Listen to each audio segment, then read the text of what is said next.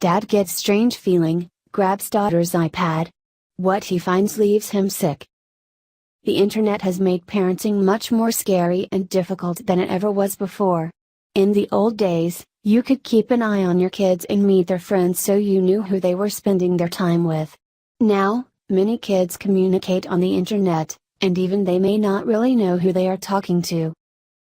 Scott Jenkins is the father of 2 daughters and has always tried to be vigilant about what they are doing and who they are talking to.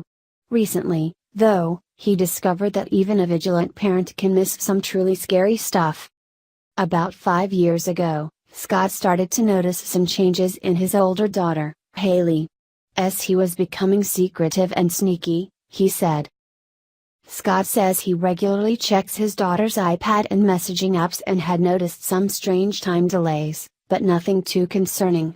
One night, though, he had a funny feeling and decided he needed to check her iPad immediately. What he found left him shaken to the core. There, in a message to a group of online friends, was a provocative picture of his daughter. Scott knew something wasn't right. It began with a picture, a questionable, inappropriate image for a girl her age, and the sexy pose set my red flag on fire, he said. So my digging turned into a manhunt, checking everything in all her accounts. Scott knew Haley had been talking to a 15-year-old boy named Bruce who had introduced a number of other friends into the social media circle. Bruce was actually an innocent young boy just having fun meeting people online. He had no idea he was actually part of something much more sinister. In his digging, Scott discovered that 4 of the friends in the online group were actually adult men. Enraged, he turned over what he knew as well as access to all of their technology to the Cyber Task Force of Portage Police Department. 7 months later, he got a call that left him cold. Mr. and Mrs. Jenkins, can you and your family please come to the police station as soon as possible? When they arrived, a detective explained that Bruce had been unknowingly set up as a scout to lure young girls into his circle as prey for the men to choose from. Bruce had over 2,000 young followers from all over the globe, and none of them were aware they were being set up as possible human trafficking victims. My beautiful girl was prey for these monsters, Scott said. She was quickly approaching a meetup, in her words, and I fear that I may have never seen my daughter again. Scott said he is sharing his family's story in the hopes that it will scare other parents and convince them to be more vigilant when it comes to their children's online presence.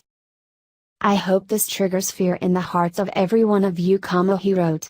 Dig into your children's accounts, ask them questions, and tell them not to have friends they don't actually know. I had no idea just how close I came to never seeing my daughter again. Most kids and teens are innocent. They would never imagine that someone they were talking to online wasn't actually the person they thought they were. They need their parents watching over them, protecting them from the unknown dangers that lie on the other side of their screen.